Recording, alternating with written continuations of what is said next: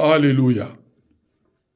Frères, sœurs et amis, messieurs et dames de l'humanité, je vous salue dans le merveilleux nom de Jésus-Christ. Je suis bienvenu, Mavinga, docteur évangélique, et mes auditeurs habituels ont déjà l'habitude avec moi dans mes présentations.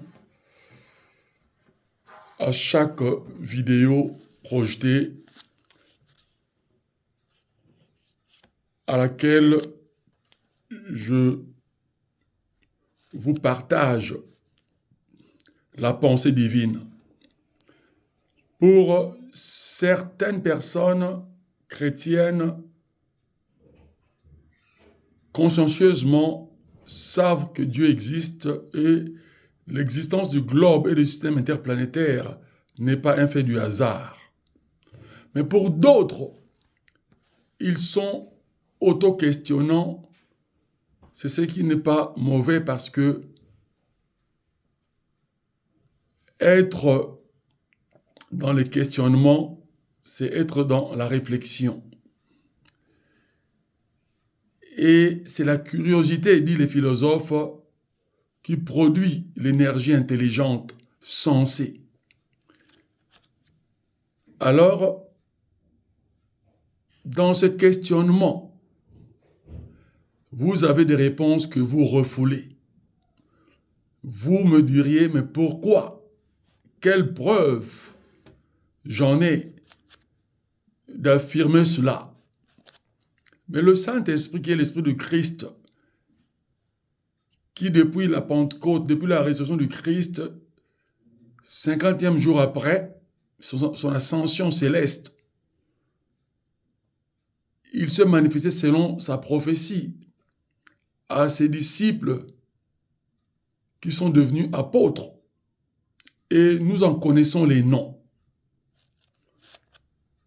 Et il y avait aussi des dames, comme sa propre mère biologique, la Sainte Vierge Marie, que beaucoup de religieux ne croient pas à ce concept divin, doutent de Dieu, disant que comment Dieu peut faire un enfant avec un être humain? Dieu est esprit éternel. Mais ils oublient que Dieu est créateur éternel et qu'il a tout pouvoir, rien ne lui échappe. Dieu peut faire d'un grain de sable un être extraordinaire.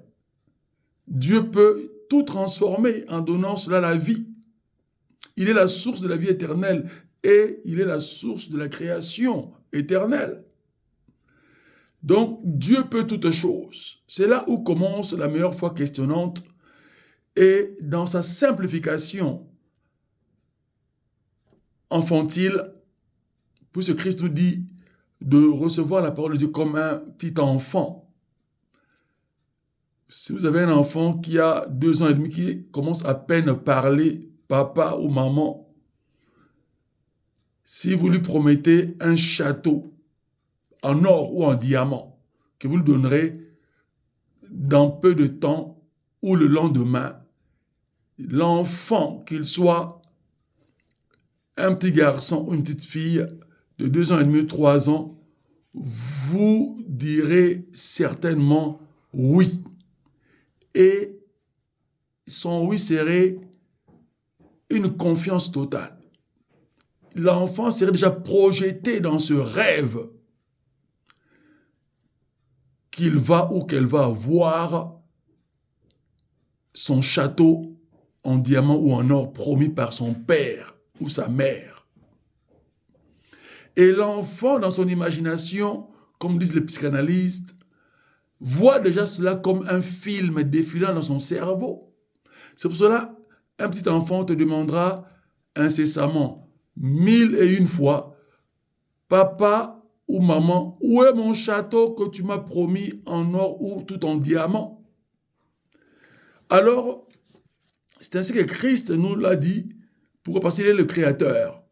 Il sait que quand tu conçois l'œuvre créatrice, cette œuvre-là se crée.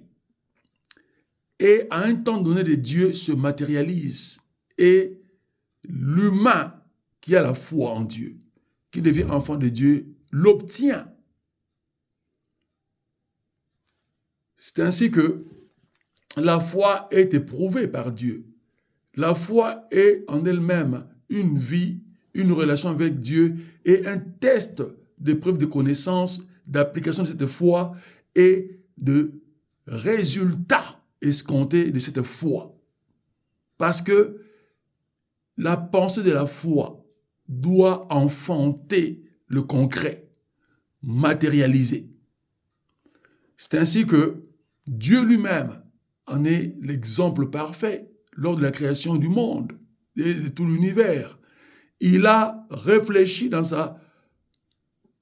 son éternité et il a organisé ses pensées et qui sont diversifiées et puis il a énuméré les ordres de la création.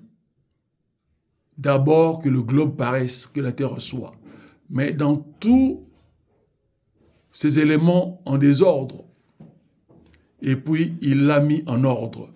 Montagnes, collines, chaînes de montagnes, cours d'eau, etc. Et intercontinental. Et puis, il a proclamé la flore et la faune, c'est-à-dire les espèces végétales, toutes les espèces végétaux et animaux. Et puis, il a enfin, après avoir prédit l'horloge de l'humanité et du globe, soleil et lune, puis étoiles, et puis Dieu, en dernier lieu de son échiquier créateur, il se projette dans son clone, créant l'être humain à son image et à sa ressemblance. C'est-à-dire, il crée l'énergie éternelle, le matérialisant dans une taille limitée, une intelligence limitée, mais accordant à cette intelligence limitée l'illimité et l'éternité. C'est-à-dire les pensées divines, les pensées d'éternité, et ayant mis sa nature dans l'homme pour que l'homme soit divin, homme et femme. C'est ce que furent Adam et Ève avant la chute du péché originel. Et Christ est venu réparer l'irréparable et nous a octroyé sa divinité dans un corps faible, devenu faible, mortel. Mais il nous a donné l'immortalité et l'éternité dans cette énergie illimitée qui représente sa nature divine, c'est-à-dire lui-même. Ainsi, que Dieu vous bénisse richement. Et c'est Dieu-là veut que vous et moi ayons une relation intime avec lui. Pourquoi l'intimité? Parce qu'il y a confiance. Dieu nous fait confiance et il attend de nous cette confiance en retour.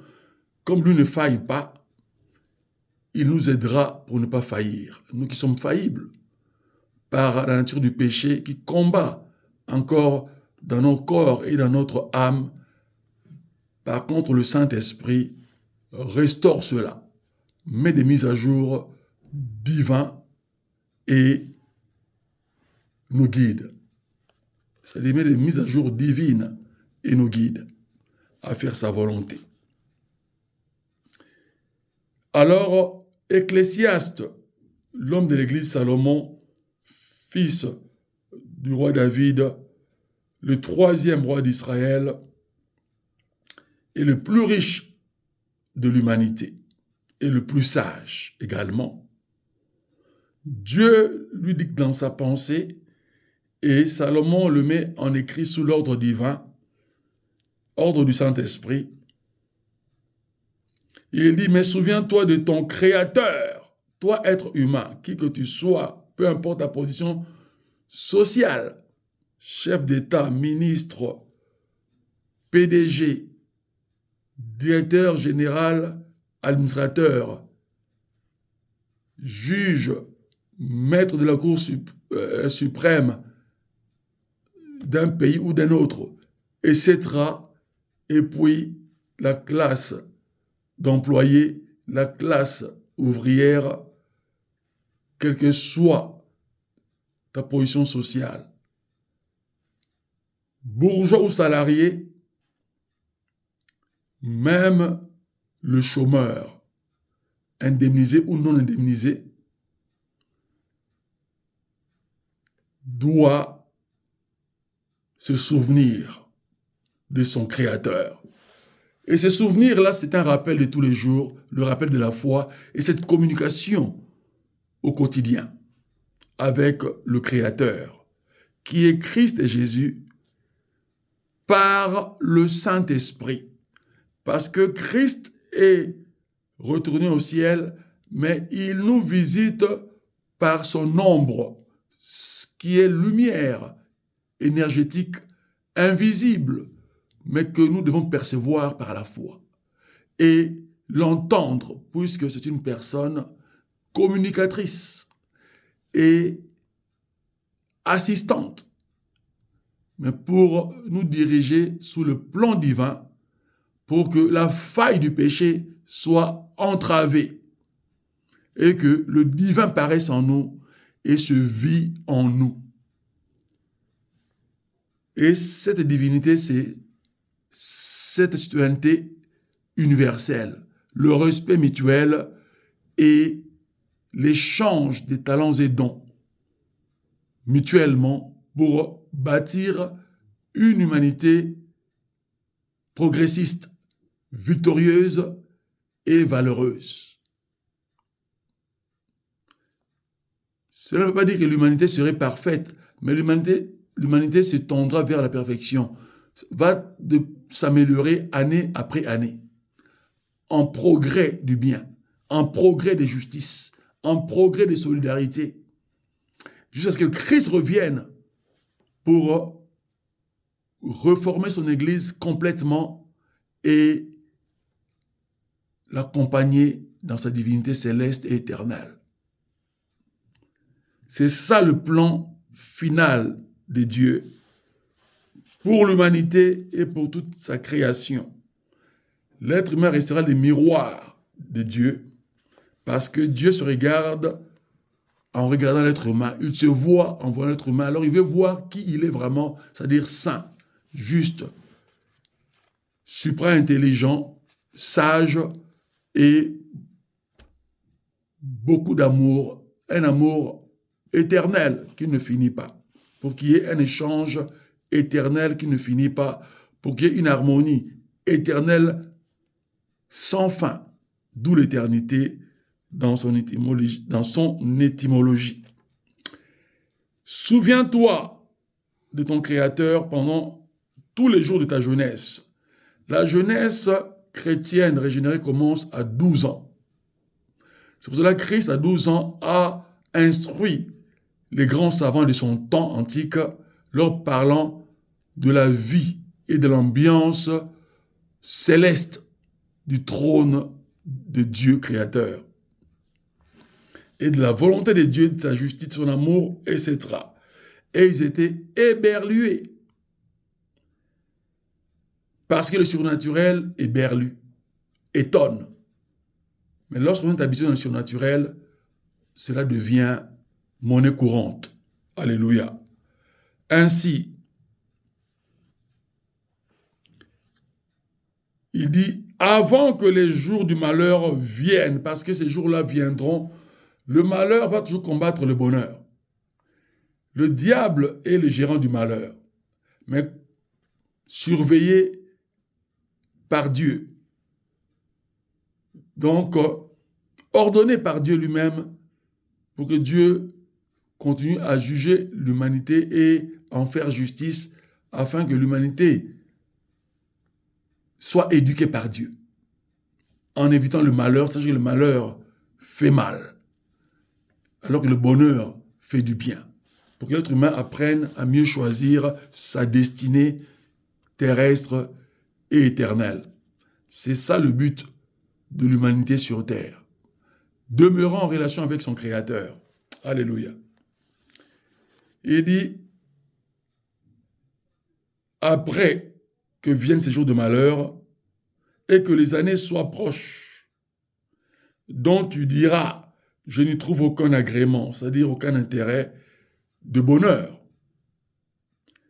Avant que s'obscurcissent le soleil et la lune, la lumière, la lune et les étoiles, et que les nuages reviennent après la pluie, c'est-à-dire avant la fin des temps, donc avant la fin du globe, la déchéance totale du globe, la destruction du globe, puisque le globe sera détruit sous le jugement divin, et non par les bombes nucléaires des Américains et des Russes, quoique les Russes possèdent la bombe nucléaire la plus puissante au monde. Mais le terme du globe serait prononcé par Dieu lui-même, le terme final du globe. Et Dieu dit, ce jour-là, les gardiens de la maison tremblent, les hommes vaillants se courbent, celles qui doivent moudre s'arrêtent parce qu'elles sont devenues peu nombreuses, ceux qui regardent par les fenêtres sont obscurcis, et les deux battants de la porte se ferment sur la rue. Quand s'abaisse le bruit de la meule, l'on se lève au chant de l'oiseau, toutes les chanteuses s'affaiblissent, l'on craint ce qui est élevé, l'on a des terreurs en chemin, l'amandier fleurit, la sauterelle devient pesante, la capre n'a plus d'effet, car l'homme s'en va vers sa demeure éternelle, et les pleureurs circulent dans la rue. Avant que le cordon d'argent se détache, que le globe d'or se casse, que la jarre se brise sur la source et que la roue se casse sur la citerne, avant que la poussière retourne à la terre comme elle y était, et que l'esprit de l'être humain retourne à son Dieu qui l'a donné. Et Salomon conclut en ces termes, tout est vanité, dit l'Ecclésiaste, tout est vanité. Vanité sans la foi, la vie sans la foi, sans la relation avec Dieu est une vie vaine, sans importance, qui va s'éteindre et disparaître éternellement. D'où le substantif vanité. Pour dire sans importance, sans application divine, sans vie éternelle. Alors que tout ce que je viens d'énumérer représente le cycle du jugement de Dieu pour la fin du temps et la fin du monde, la fin du globe, et que les puissants seront devenus impuissants. Puissants politiquement, économiquement, seront réduits à rien ce jour du jugement dernier. Tous, nous dépendrons du jugement de Dieu. Et l'avantage serait aux chrétiens fidèles, aux enfants de Dieu fidèles. Eux ne seront pas jugés. Et j'aimerais rester parmi ce groupe au sein de l'humanité, choisi par Dieu et octroyé par lui d'une justice éternelle. Mais il faut faire l'épreuve de la foi. Alléluia. Donc la foi est une relation avec Dieu, mais une relation que beaucoup trouveraient drastique, mais alors bienfaitrice, bien au contraire, puisqu'il faut cette éducation drastique pour opérer le mal et ôter le mal dans l'humain, pour que le bien s'installe, le bonheur éternel. Alors, ayons foi en Dieu, faisons la volonté de Dieu et marchons dans ses principes, comme nous dit Ecclésiaste du premier verset au 8e que nous avons lu. Quand je dis nous passer, je vous associe à ma lecture, je déclare la lecture, mais vous la lisez dans votre mémoire par l'ouïe compréhensive. Ainsi, Par ce parallélisme, la même idée prophético-divine, en Genèse, au premier chapitre, verset 26, Dieu dit « Faisons l'homme à notre image, selon notre ressemblance, pour qu'il domine sur toutes les créatures que j'aurai à faire ou que j'ai déjà créées. » Parce que ces créatures-là viennent avant l'être humain. C'est-à-dire que l'être humain domine sur le soleil et la lune, qui sont les horloges de son calendrier, du globe et de l'humanité. Parce que le soleil et la lune régénèrent l'énergie en nous et dans toutes les créatures vivant des dieux pour leur apporter la vie, une vie stable. C'est-à-dire l'être humain lui-même devient le créateur sur terre. C'est-à-dire dominer, c'est régénérer, gérer cela, proclamer que cette existence soit continuelle, selon la volonté de Dieu. C'est-à-dire, l'être humain devient le substitut irremplaçable de Dieu. Alors que Dieu demeure le Dieu éternel, mais il en fait un adjoint. C'est une adjonction de l'éternité. L'être humain devient le représentant de Dieu, l'ambassadeur, le ministre itinérant de Dieu, d'où l'apôtre des nations. On l'est tous les uns les autres. Ça, c'est ce qu'on appelle l'apostolat général. Mais dans les églises locales, il y a ordre ministériel divin. Pasteur, docteur, évangéliste, prophète et apôtre. 5 ministères pour diriger l'Église en un commun accord. En matière de la direction du Saint-Esprit. Et puis, il y a l'assistance du diaconat et les services de responsabilité au sein de l'Église, qui sont des responsabilités administratives, liturgiques, etc. Pour qu'il y ait ordre dans la communauté chrétienne.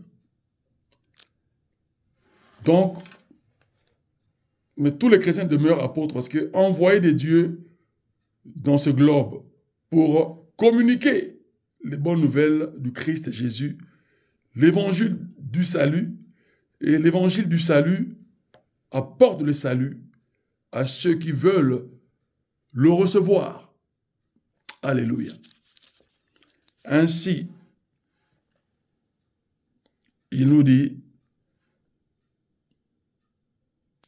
en Job chapitre 32, verset 8, je continue ce parallélisme de la pensée divine par rapport à la foi communicatrice et relationnelle avec Dieu.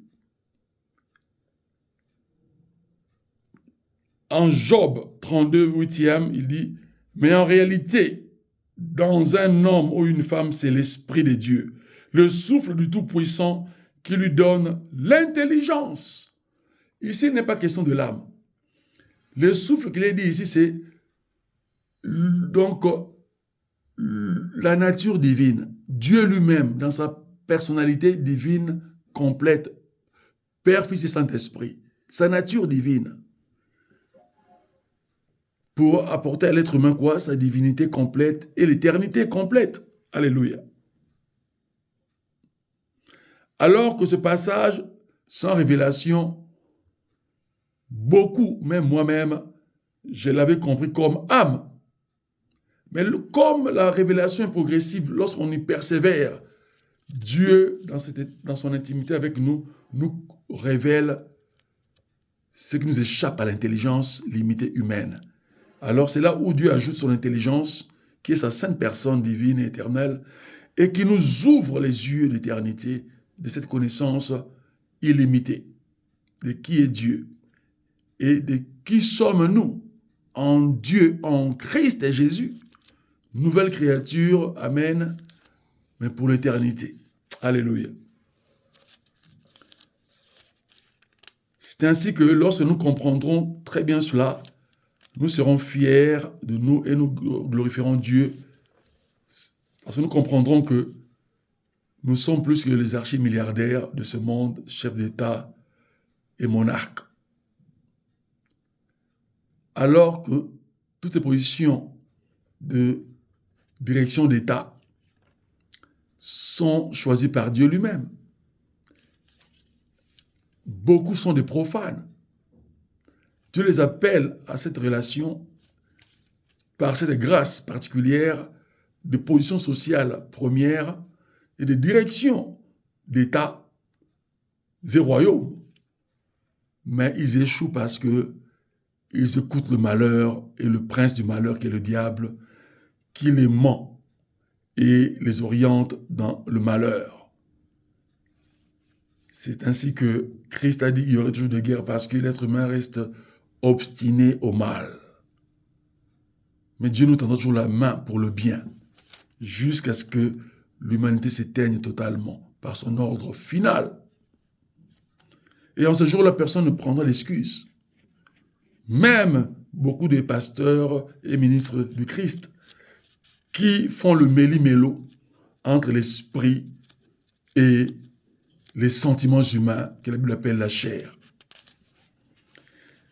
Alléluia. Ainsi, nous devons comprendre la volonté de Dieu pour notre bonheur. Le souffle de l'homme est une lampe de l'Éternel, Proverbe 20, 27. Donc, le souffle de l'homme est une lampe de l'Éternel. C'est-à-dire, c'est l'éclairage de Dieu, parce que Dieu lui-même est lumière. Donc, le souffle de l'homme, ce n'est pas l'âme, mais le souffle de l'esprit. C'est-à-dire, la présence et l'action du Saint-Esprit dans l'homme. C'est ce que ça veut dire en révélation. C'est lui-même Dieu. Parce que Dieu est source de lumière. Comment une autre lumière peut l'éclairer? Donc, c'est ça où nous comprenons le sens que, dans ce langage qui est codé de l'Ancien Testament, Dieu nous révèle qui il est véritablement. C'est ainsi qu'il est venu, sous la forme humaine par Jésus-Christ, nous présenter sa relation avec les êtres humains. Mangeant, buvant avec les êtres humains, pratiquant au plaisir des êtres humains, mais contrôlé. Buvant du vin alcoolisé, mais il n'a jamais été ivre. Il a, bien au contraire, prêché l'ivresse du Saint-Esprit. C'est-à-dire l'amour de Dieu au-delà de tout. La primauté de l'amour de Dieu et de sa justice aux êtres humains. C'est-à-dire la divinité qui doit être vécue dans l'homme, envers l'homme et en rapport envers son Dieu créateur. C'est ça la foi universelle en Christ et Jésus, conduite par le Saint-Esprit. Alléluia, amen. Ainsi, nous revenons dans le texte précédent. Lorsque nous avons lu Job, Dieu est extraordinaire. Il nous fait comprendre qu'il est merveilleux. Job 32, verset 8. Mais en réalité, c'est-à-dire après toutes les questions qui ont des réponses confuses, la réponse finale, c'est la réalité de l'humanité sur Terre. C'est marcher avec le Saint-Esprit, collaborer avec le Saint-Esprit et le laisser diriger notre destinée.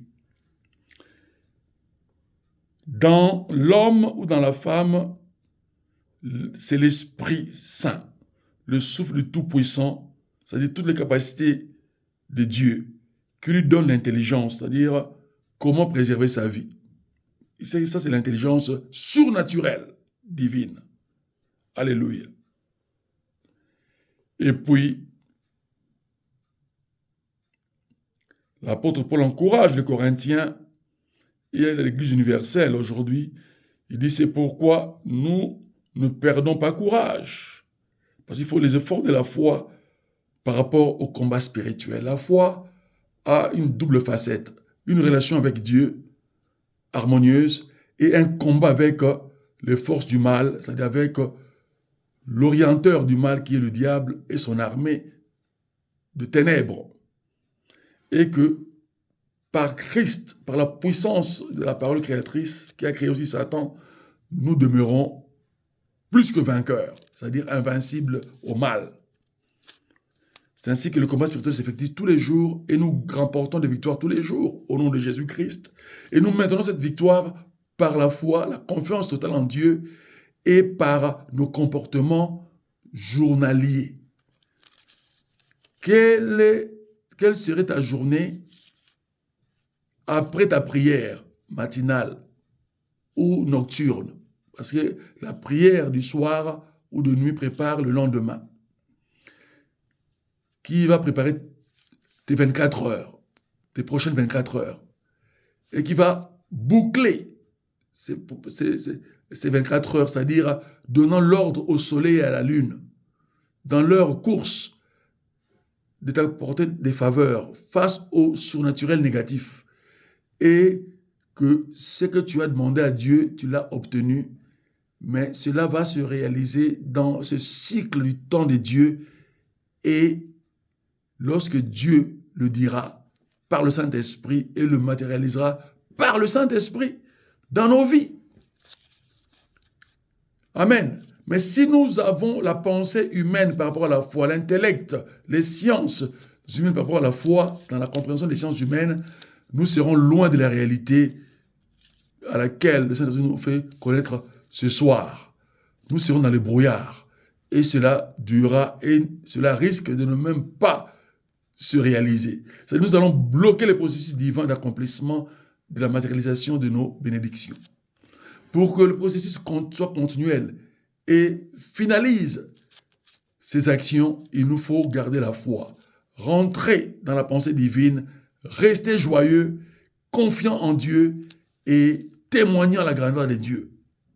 Parce que lorsque la matérialisation va s'effectuer, c'est ça le miracle concret, et l'entourage la société humaine sera toujours étonnée. Et cet étonnement-là va amener beaucoup à pratiquer la foi correcte et à établir aussi une relation harmonieuse avec leur Créateur, le Dieu Tout-Puissant, notre Seigneur et Sauveur Jésus-Christ. Et ils seront guidés par la supra-intelligence du Saint-Esprit. Alléluia.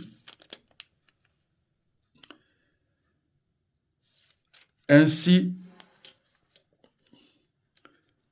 2 Corinthiens 4, 16 nous dit, « C'est pourquoi nous ne perdons pas courage.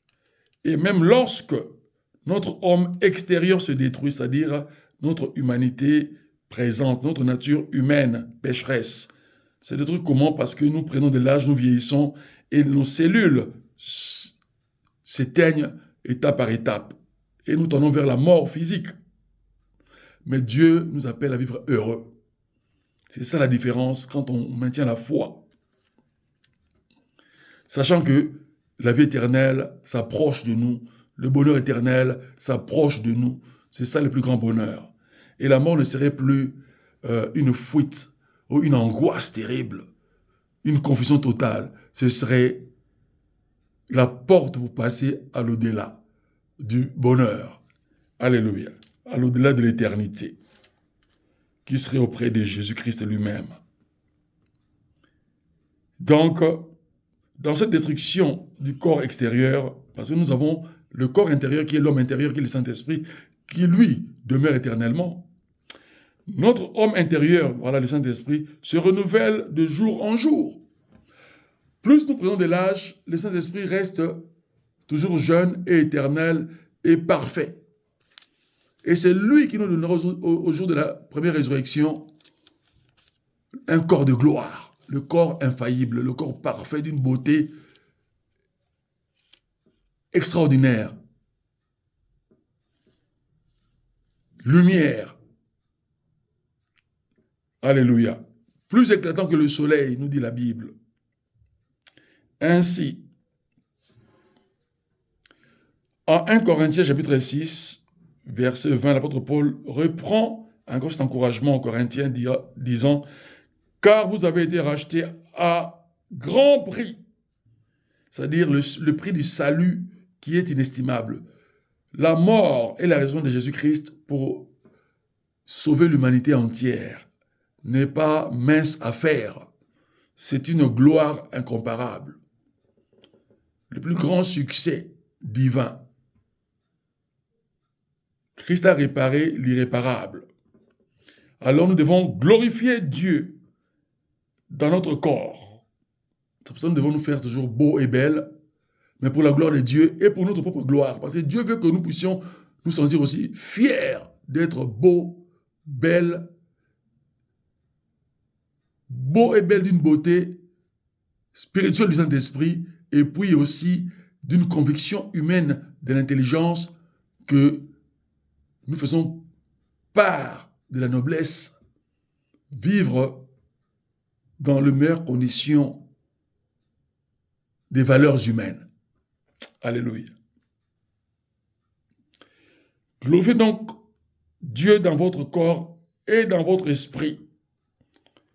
Alors là où je rejoins les hommes de Dieu qui n'ont pas de réponse, mais qui prêchent que le maquillage est démoniaque, les boucles d'oreilles,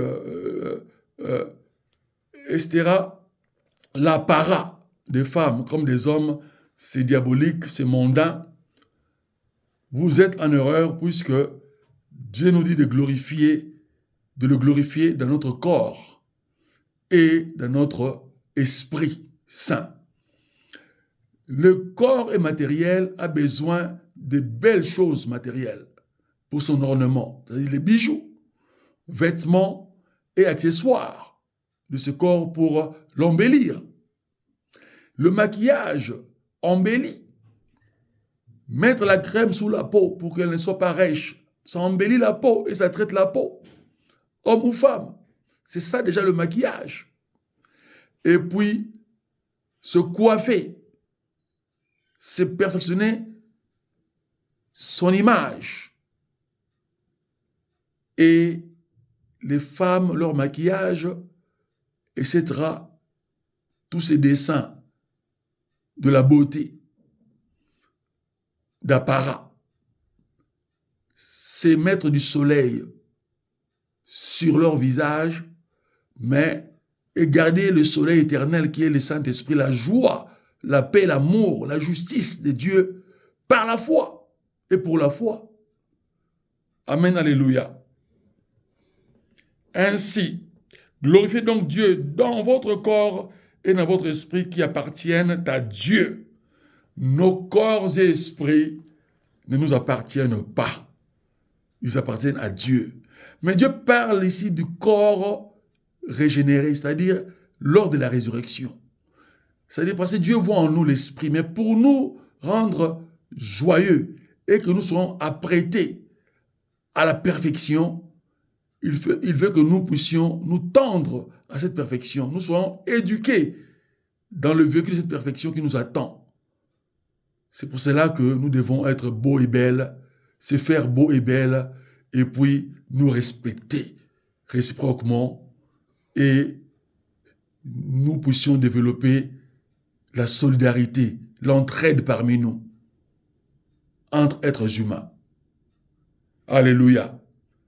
Ainsi que Dieu vous bénisse, frères, sœurs et amis, citoyens de l'humanité, par cet enseignement dont j'intitule « L'humanité éclairée par le Saint-Esprit ». Que Dieu vous bénisse abondamment et à bientôt. Et que cette année se termine en beauté, c'est 2023, dans vos vies de tous les jours. Que vos projets réussissent. Par l'Esprit de Dieu, l'Esprit de Jésus-Christ, je chasse les esprits de contrariété dans votre intelligence.